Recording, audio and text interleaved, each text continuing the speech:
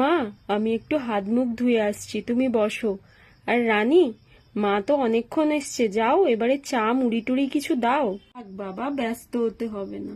বলি, আহ, রানী, এই ব্যাগ দুটো ঘরে নিয়ে যা মা, এতে একটু মিষ্টি আছে, আর আমার নাতনির জন্য একটু জামা কাপড় এনেছি। যা মা, ব্যাগগুলো ঘরে রেখে আয়, আমি দিদির সাথে একটু বসে গল্প করি।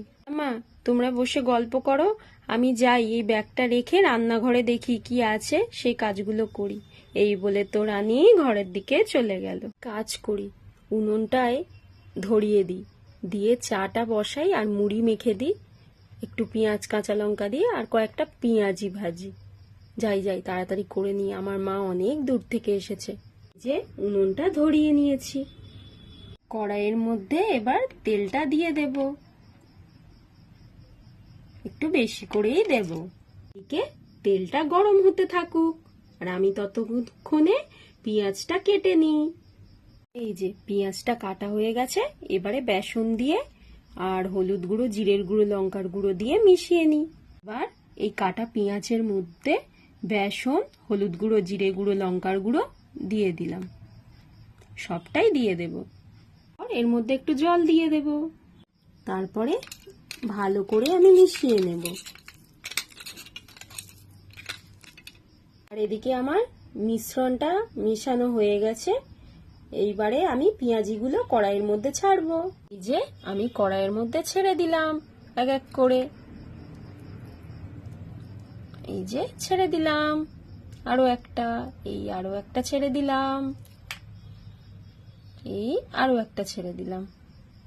আর আমি এইভাবে সমস্ত পকোড়াগুলোকে কড়াইয়ের মধ্যে দিয়ে দিয়েছি। এবার এগুলোকে হালকা আঁচে ভাজতে থাকবো। এরপর থালার মধ্যে মুড়ি দিয়ে দিলাম।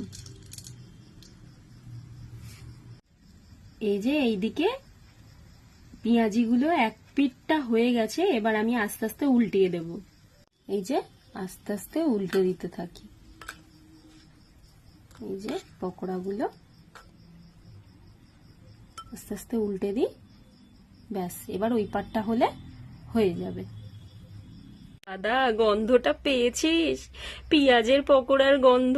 উফ, বৌদি যা বানায় না পেঁয়াজের পকোড়াটা, ওহ দারুণ, আজকে খাওয়া হবে। ঠিক বলেছিস বোন, কি সুন্দর গন্ধ বেরোচ্ছে। আমি তো পেঁয়াজের পকোড়া খাবো, কি মজা। এই যে পকোড়াগুলো এবার হয়ে গেছে, এবার আস্তে আস্তে তুলে নিচ্ছি।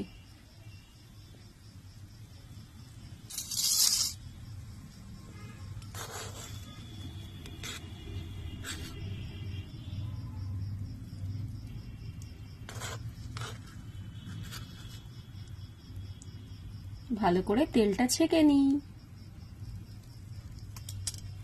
বন্ধুরা, দেখলে তো কত সহজে পেঁয়াজের পকোড়া হয়ে গেল।